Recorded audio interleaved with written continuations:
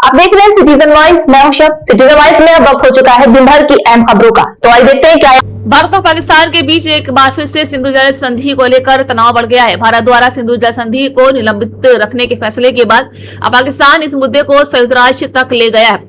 पाकिस्तान के योजना मंत्री एहसन इकबाल ने संयुक्त राष्ट्र के एक कार्यक्रम में कहा है कि भारत के इस कदम से पाकिस्तान के लगभग 24 करोड़ लोगों की जल सुरक्षा और आजीविका खतरे में पड़ सकती है। उन्होंने अंतर्राष्ट्रीय समुदाय से इस मामले में ध्यान देने और संधियों का सम्मान करने की अपील की है। एहसन इकबाल ने अपने संबोधन में कहा है कि सिंधु जल संधि पिछले 6 दशकों से दोनों देशों के बीच पानी के बंटवारे का आधार रही है। उनके अनुसार यदि यह व्यवस्था प्रभावित होती है तो पाकिस्तान के किसानों पीने के पानी की व्यवस्था और अर्थव्यवस्था पर गंभीर असर पड़ सकता है। पाकिस्तान का कहना है कि ये संधि अंतर्राष्ट्रीय समझौता है और इसे एक तरफा तरीके से निलंबित किया जाना चाहिए।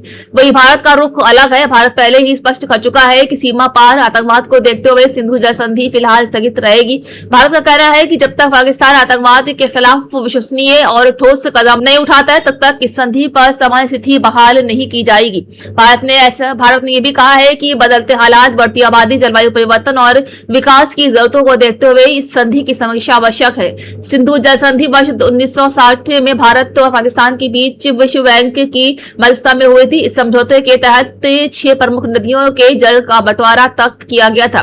पूर्वी नदी रावी, ब्यास और सतलुज का मुख्य नियंत्रण भारत के पास है, जबकि पश्चिमी नदियां सिंधु, झेलम और चिनाब का अधिकांश जल पाकिस्तान के हिस्से में जाता है। ये संधि कई युद्धों और तनावपूर्ण दौर के बावजूद लंबे समय तक लागू रही। पाकिस्तान का कहना है कि अगर पानी की उपलब्धता प्रभावित होती है तो इसका सीधा असर खेती, खाद्य सुरक्षा और करोड़ों लोगों के जीवन पर पड़ेगा। इसी वजह से उसने संयुक्त राष्ट्र में अपनी चिंता